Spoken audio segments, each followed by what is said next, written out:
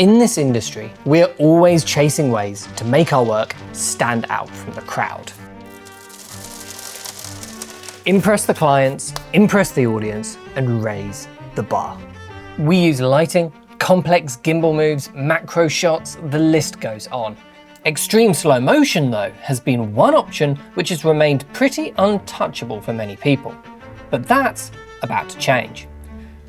This is the Pixboom Spark, a new high-speed camera which is set to completely change the way the industry works with extreme slow motion, making it easier than ever before to achieve up to 1000 frames a second in 4K and 1800 frames a second in 1080p.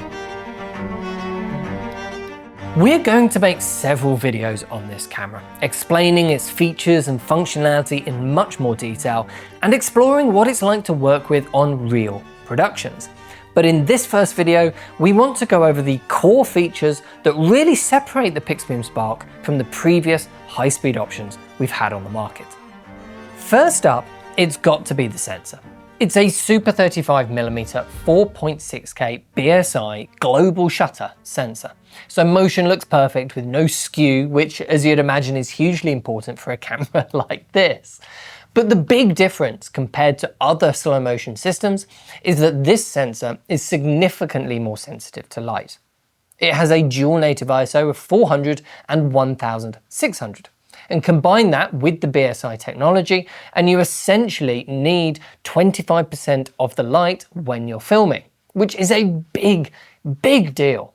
Slow motion always needs a lot of light. If you're at 1000 frames a second, after all, you're going to want to be at 2000th of a second shutter for the 180-degree rule. So the more the sensor can do to help you out, the better.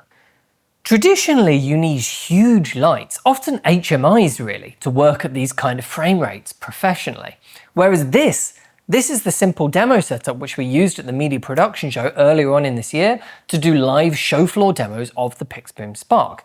This simple black box contraption which my colleague built here, lit by one 300 watt flexible LED panel above it. This is the F300C from LS, and it's actually bright enough to let us get this shot at T4 to keep things in focus at ISO 1600. Now there is a bit of noise, as you'd expect. After all, there's no noise reduction done in camera here in RAW at all. But a simple bit of a noise reduction applied in Resolve cleans things up absolutely beautifully. So this makes a huge difference. You can fit the Pixboom into a normal production without having to triple your lighting package. You can use the normal kit you always do. Quicker setups, quicker turnarounds, less budget needed overall. Then there's the workflow. The Pixboom uses these 2.5 terabyte media drives, which just slot right into the camera itself, and you can record continuously to them. The format the camera uses right now is their own RAW format. This makes .pxbc files, and you need their own software Pixboom Cine to open, trim, and transcode those files into an edit-ready format like Cinema DNG, ProRes, or H.265. And right now, that's the only recording option in camera. But they have announced that they're working on adding ProRes RAW as an option as well, which is very exciting. Now, we don't know yet exactly what that looks like, of course, but it could be a great choice for work that needs to go straight into the edit as quickly as possible. So, with one of these 2.5 terabyte drives, you get about 7 minutes of continuous recording. So the files are large, of course, but keep in mind the frame rates and the quality we're talking about here. The files are going to be large. There is no getting around that.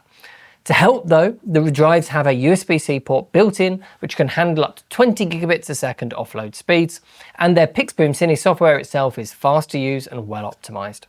You get pre-record of up to 4 gigabytes of data, so how long that lasts is obviously depends on your chosen resolution and your frame rates, but at 4K max frame rate you get about a second, so enough to help quite a bit if you're in uncontrolled environments.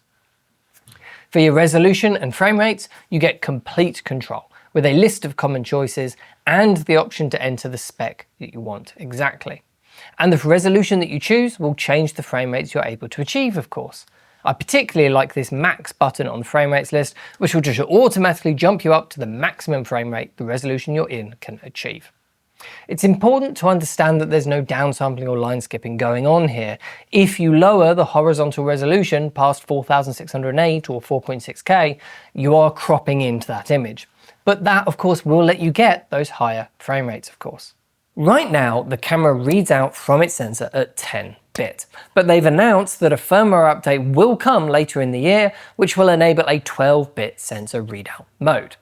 Now this should increase the dynamic range, lower the noise floor, and of course capture significantly more color information. But it will come with a trade-off, with the max frame rates expected to be about half of what they are now in 12-bit mode. That is still 500 frames a second in 4K though, and the current 10-bit sensor mode will absolutely stay as an option too. So you're going to be able to choose which option is best for your project. The physical build of this camera is this elegant aluminium unibody design, and everything you need is built in. Both the camera and the accessories like mounts and media are available in either black or silver, and there's no optional modules or bits to bulk on the back or anything like that. It's all very streamlined. The front has an interchangeable mount system. 4 capacitive screws that lets you change between E, EF or PL mounts. The back has a V-lock battery plate for power and the ports, 12G SDI or HDMI for monitoring, a timecode sync, 9-pin control port, USB-C for firmware updates, and the 12 to 24 volt power input. Most of the sides are taken up by the fan vents for cooling because of course thermal management is a very big part of a camera like this. Working at these kind of frame rates generates a lot of heat. But the Spark does seem to handle that heat very well. These fans are doing their job. We took this on a food spec commercial shoot at the excellent Haddenham Studios and filmed all day on one of the hottest days of the year by far. This was probably one of the hottest and sweatiest days of filming I've ever personally had, and the camera didn't bat an eye. The top of the camera is dominated by a 3.5-inch touchscreen, which can show you your image, but really most people use it as a touchscreen control panel. Then there's mounting points around the sides and top, which fit this nice and simple cage, which they've designed with Smallrig. It just simply gives you NATO rails around the sides to attach anything you need to attach. So, 4.6K at 791 frames a second. 4K UHD at 937 frames a second, and 1080p at 1820 frames a second. A streamlined workflow which lets you work with a high-speed camera in the exact same ways you do a more traditional camera, and a sensor which needs only 25% of the light which previous high frame rate cameras have needed. The Pixboom Spark, it is set to completely shake up the way that this industry works with extreme slow motion. This is a camera system which it's realistic for owner-operators to actually own themselves. It's realistic to hire this for a day or two without having to have specialists on set. And it's realistic to bring it out for only a shot or two on a project without having to completely rethink, change your setup, change your lighting, everything. We've got a lot more planned for this camera coming down the line. We're going to be taking it to film some exciting projects soon, as well as making a more comprehensive, in-depth look at the camera and what you need to know.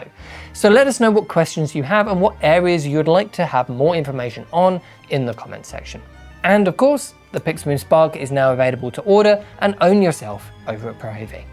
Thanks very much for watching, and I'll see you in the next one.